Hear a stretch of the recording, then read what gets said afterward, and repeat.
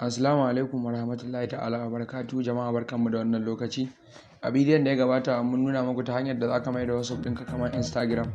A yau kuma sabon bidiyon da muka zo muku da shi zai muku bayani ne ta hanyar da zaka kalla status ɗin duk wanda kake so a WhatsApp ba tare da ya sani ba.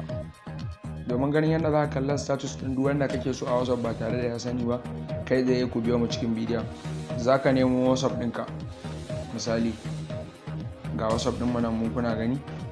Za mu shiga, bayan ka shiga ka dan jira haka dan ya bude, sai ka zo nan wajen dugo-dugon nan guda uku, gashi nan daga nan sama dugo guda uku, sai ka taba su. Bayan ka taba za ka zo nan din wajen settings, sai ka shiga wajen settings din nan.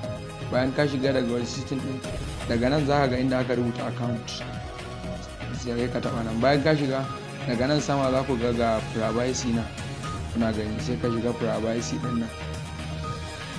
Idan ka shigo zai kawo ma wannan fuska kamar haka, zaka ga last seen, ga profile photo, ga about, ga status. Sai ka zo daidai nan inda aka rubuta read and receipt din nan, zaka ganshi a kunne, gashi nan wajen madannin zaka ganshi a kunne. Sai ka kashe shi kamar haka, misali sai ka kashe shi, misali gashi danna.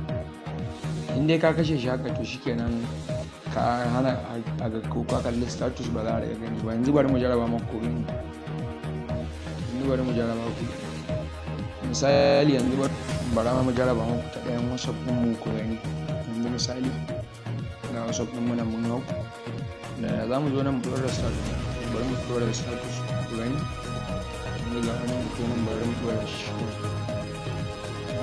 Sannan gashi nan kun ga ya hau. Yanzu bari mu koma ta ɗayan wasu kuma ya makalle shi. Yanzu bari mu sake nan jira kun bayan daga kun gan shi nan. Gashi nan kun ga mun kallo hoton da muka ɗora a can, gashi kuna gani mun kalle shi. Kun gani mun kalle shi. Yanzu bari mu fito gaba ɗayan mu koma ta can ku gani. Yanzu gashi nan idan ka shiga kun gani view by zero,